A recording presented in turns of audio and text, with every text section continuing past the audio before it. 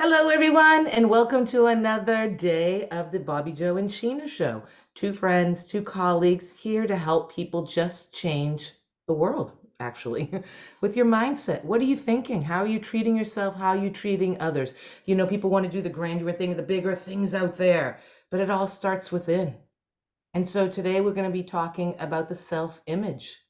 We talked about goals yesterday for 2024, not trying to do too many things at once, picking one at a time. And I was thinking, I'd like to get off the coffee this year and drink the tea. And Sheena said, then just see yourself drinking the tea. Such wise words, Sheena. What do you have to say? So, cheers to everybody. Happy New Year still.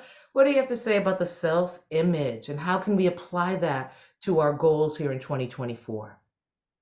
Well, that's one of the things that I remember Bob saying it as well. He said I'll he do. used to think that it was people didn't know what they wanted. So Bob Proctor, by the way, in case anybody's listening for the first time, so we studied with Bob, and so he says I used to think it was that people didn't know what they want, but he says I'm starting to realize that people don't know who they are.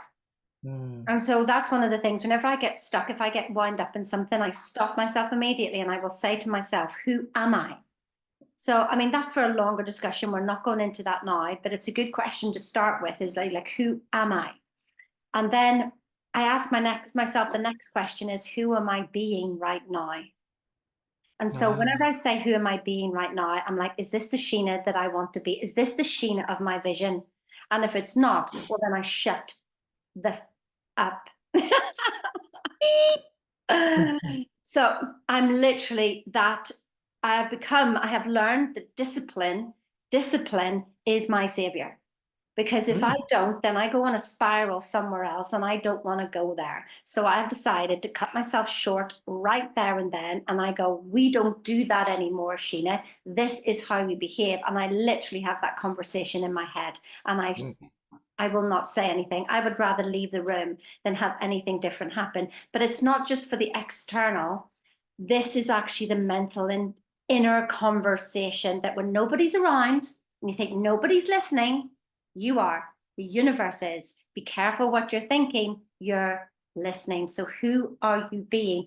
Who is that self image aligned with the vision? You've got to get them the same. Then the self image will do the work for you. Yeah, because it's who you are, it's who you're vibrating, it's your feeling of all of it. If you've been watching this stuff and dabbling into mindset stuff, it's all kind of the same stuff, but we're constantly in the vibration of what we don't want or what we want to change, and we're there instead of just being. So I've been reading, and Sheena's read this, and The Untethered Soul with Michael Singer, and it's pretty amazing. And I liked his little thing about I've been practicing sitting in the movie theater and like seeing myself up there, like, do I act like that? That's who I don't want to act like that. So it's being in the present, it's being in the moment with the self-image and knowing who you are when you have a fight with your husband or your kids or your boss or whoever, or at times when we're just not the prettiest, we're kind of angry, and that's okay. Face the anger, people. It's okay, don't stuff it. Go have a tantrum somewhere, but don't be in there too long. But then, sit back in that movie theater and be like, is that really how I want to behave? Is that really who I am? Because we're just a program in our mind and we just react that way because of the way we have been conditioned. And it's what you've known for decades.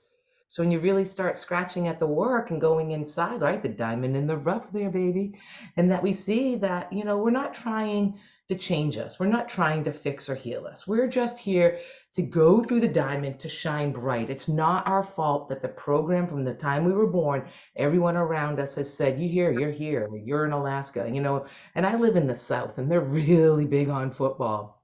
And when I watch this, it is a strong cultural paradigm here. Like people lose their crap here in the United States in the South over college football, like crying. Did that just blink? Like crying hysterically, And it's like, your mother did not die. It is just one football game out of many decades of football. But so it's a perception, it's a view, but it's like you have to ask yourself, is that really me? Is that really me, or is that just the conditioning because my three generations of my family were diehard football? I mean, it's just small stuff like that, but with everything, what you're wearing, what you say, how you treat people, it's all a cultural paradigm.